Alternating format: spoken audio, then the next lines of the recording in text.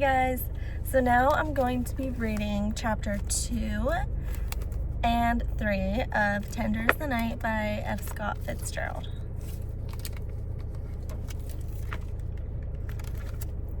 Alright, chapter 2. "We thought maybe you were in the plot," said Mrs. McCusker. She was a shabby-eyed, pretty young woman with a disheartening intensity. "We don't know who's in the plot and who isn't. One man my husband had been particularly nice to turned out to be a chief character, practically the assistant hero." "The plot?" inquired Rosemary, half understanding. "Is there a plot?"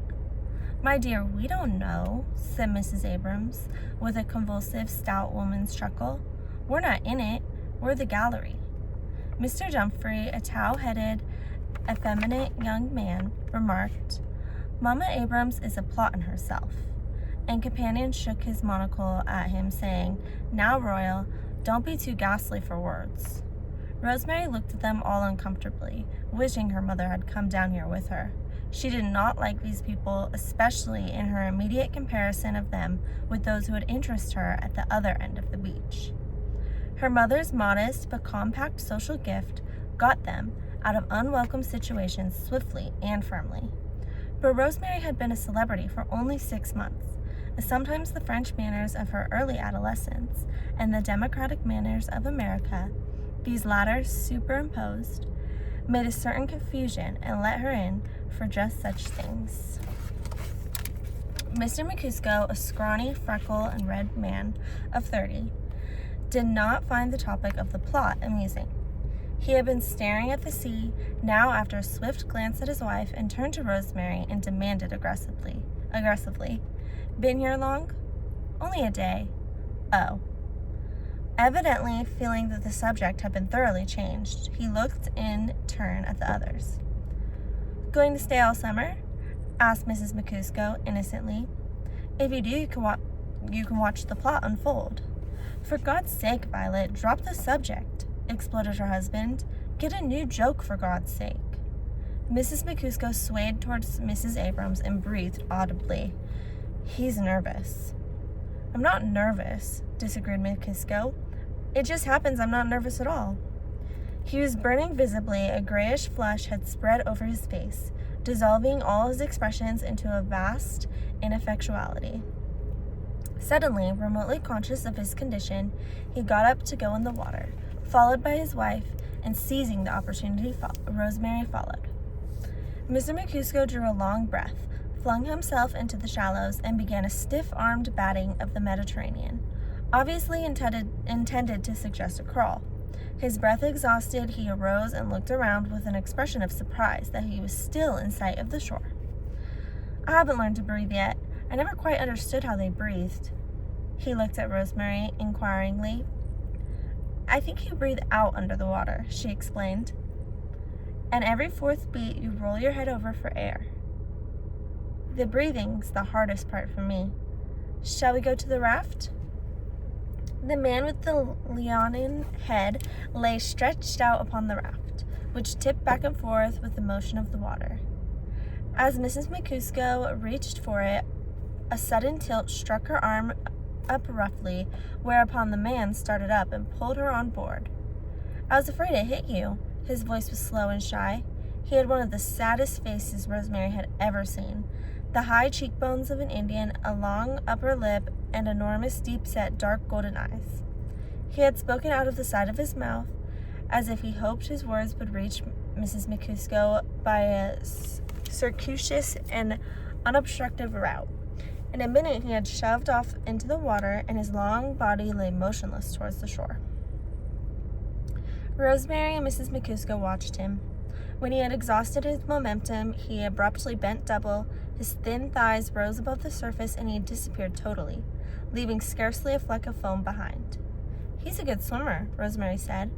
Mrs. McCusker's answer came with surprising violence. "Well, he's a rotten musician." She turned to her husband, who, after 2 unsuccessful attempts, had managed to climb on the raft, and having attained his balance, was trying to make some kind of compensatory flourish, achieving only an extra stagger. "I was just saying that Abe North may be a good swimmer, but he's a rotten musician." Yes, agreed McKisco grudgingly. Obviously, he had created his wife's world and allowed her few liberties in it. Anthil's my man, Mrs. McKisco turned challenging to Rosemary. Anthil and Joyce. I don't suppose you ever hear much of those sort of people in Hollywood, but my husband wrote the first criticism of Ulysses that ever appeared in America. I wish I had a cigarette, said McKisco calmly. That's more important to me just now. He's got insides, don't you think so, Albert? Her voice faded off suddenly. The woman of the pearls had joined her 2 children in the water, and now Abe North came up under one of them like a volcanic island, raising him on his shoulders. The child yelled with fear and delight, and the woman watched with a lovely peace, without a smile. Is that his wife? Rosemary asked. No, that's Mrs. Diver. They're not at the hotel. Her eyes, photographic, did not move from the woman's face. After a moment, she turned vehemently to Rosemary. Have you been abroad before? Yes, I went to school in Paris. Oh, well, then you probably know that if you want to enjoy yourself here, the thing is to get to know some real French families.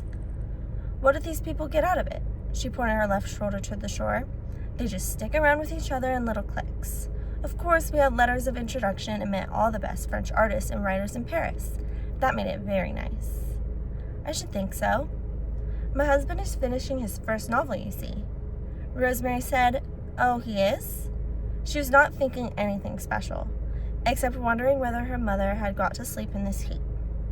It's on the idea of Ulysses, continued Mrs. McCusco. Only instead of taking 24 hours, my husband takes 100 years. He takes a decayed old French aristocrat and puts him in contrast with the mechanical age.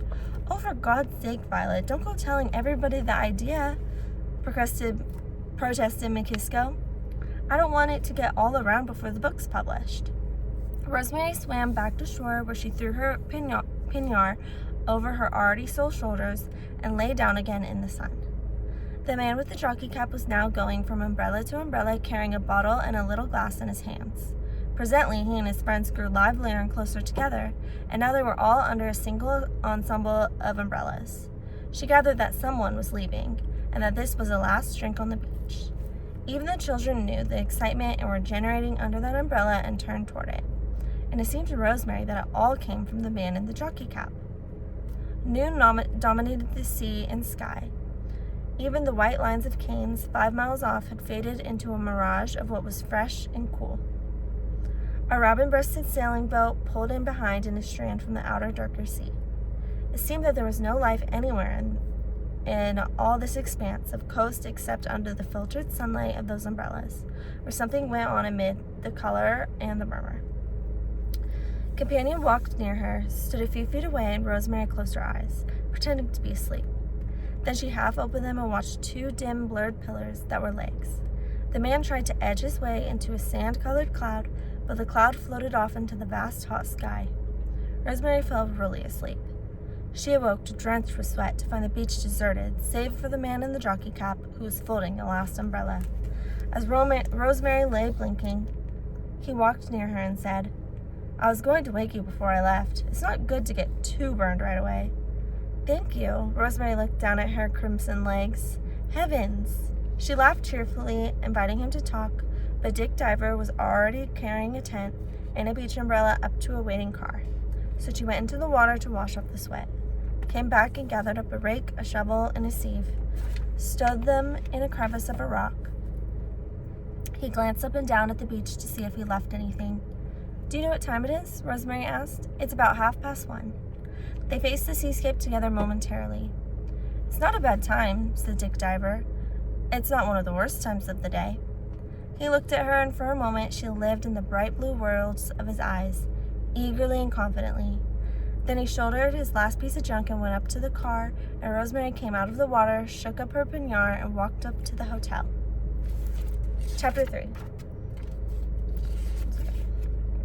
It was almost 2 when they went into the dining room. Back and forth over the deserted tables, a heavy pattern of beams and shadows swayed with the motion of the pines outside. 2 waiters, piling plates and talking loud Italian, fell silent when they came in and brought them a tired version of the table d'hote luncheon. I fell in love on the beach, said Rosemary. With who? First with a whole lot of people who looked nice, then with one man. Did you talk to him? Just a little, very handsome with reddish hair. She was eating ravenously.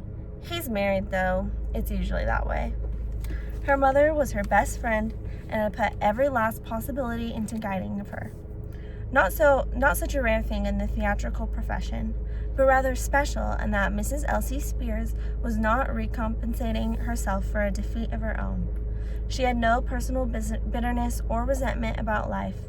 Twice satisfactory, married, and twice widowed.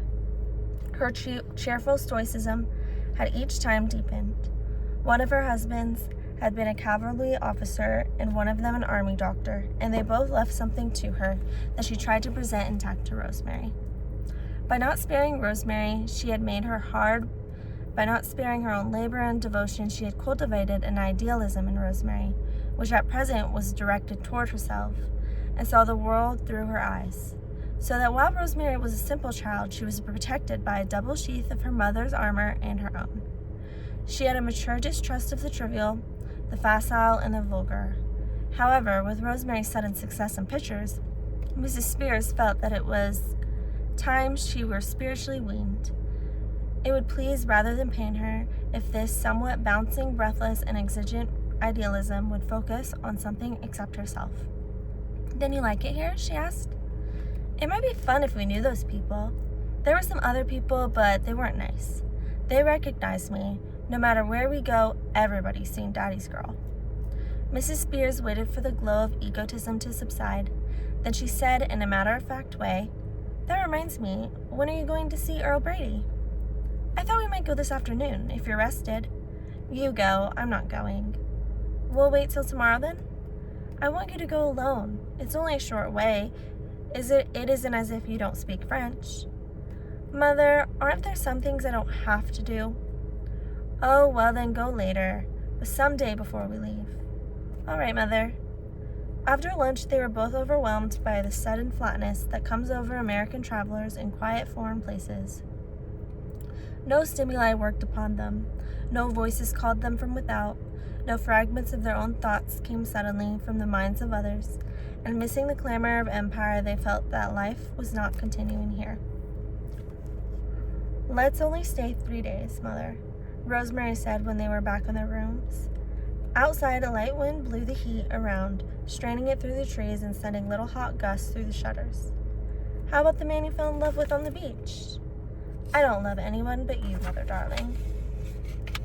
Rosemary stopped in the lobby and spoke to Gautier Pierre about trains. The concierge, lounging in light brown khaki by the desk, stared at her rigidly, then suddenly remembered the manners of his métier. She took the bus and rode with a pair of obtuse waiters to the station, embarrassed by their deferential silence, wanting to urge them, "Go on, talk, enjoy yourselves. It doesn't bother me." The first-class compartment was stifling. The vivid advertising cards of the railroad companies, the Point du Gard at Arles, the amphitheater orange winter sports at Kamenex were fresher than the long, motionless sea outside.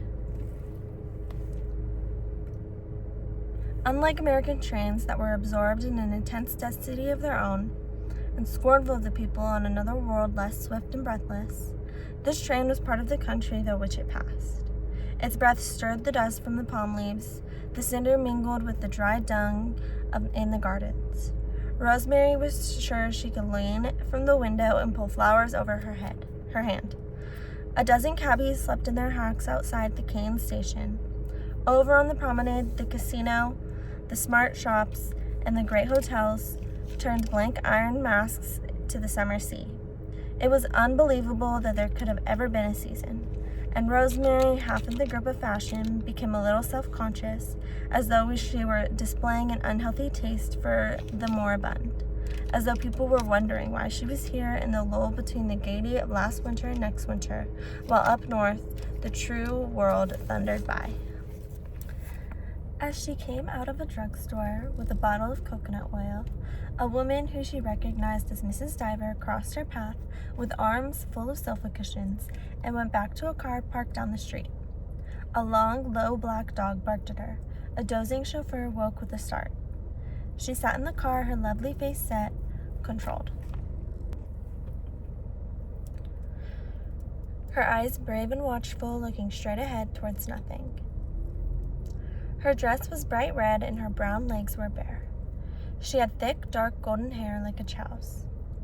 With half an hour to wait for her train, Rosemary sat down in the Café des Lys on the Croisette, where the trees made a green twilight over the tables and an orchestra wooed an imaginary public of cosmopolites and the nice carnival song and last year's American tune.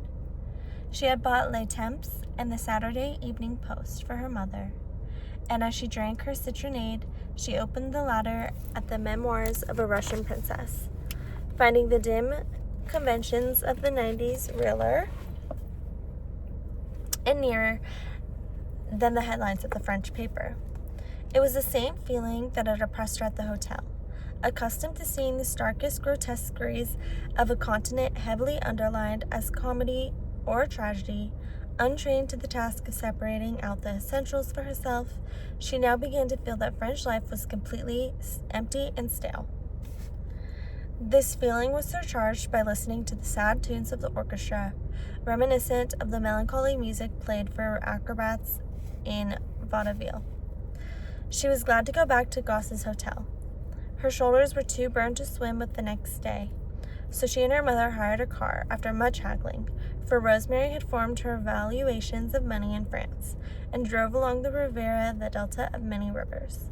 The chauffeur, Russian Tsar of the period of Ivan the Terrible, was a self-appointed guide, and their resplendent names, Cannes, Nice, Monte Carlo, began to glow through their torpid camouflage, whispering of old kings to come, here to dine or die, of Rajas tossing Buddha's eyes to English ballerinas, of Russian princes turning the weeks into Baltic twilights and the lost caviar days.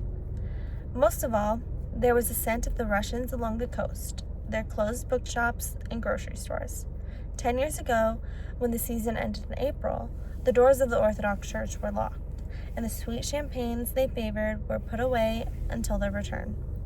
"We'll be back next season," they said, but this was premature, for they were never coming back anymore. It was pleasant to drive back to the hotel in the late afternoon, above a sea as mysteriously colored as the agates and cornelians of childhood, green as green milk, blue as laundry water, wine dark. It was pleasant to pass people eating outside their doors and to hear the fierce mechanical pianos behind the vines of country estimates. When they turned off the Corniche d'Or and down to Gossie's hotel through the darkening banks of trees, set one behind another in many greens, the moon already hovered over the ruins of the aqueducts.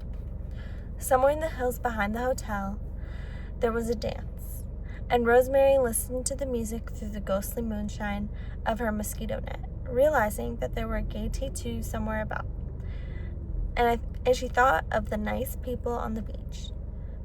She thought she might meet them in the morning, but they obviously formed a self-sufficient little group. And once their umbrellas, bamboo rugs, dogs, and children were set out in place, the part of the plague was literally fenced in. She resolved in any case not to spend her last 2 mornings with the other ones. Alright, so that's the end of chapter 3. Sorry for the random lighting change. I was reading that in my car before I had to go in for work, and I couldn't finish. But now we're done. So that was basically, so she apparently fell in love with one of the people that was in that group, but he was married. So that's what we learned in that chapter, those 2 chapters. And also that she thinks France is a little boring, which is kind of foreshadowing what happens next. So next time I'll read chapters 4 and 5. So see you next time, and good night.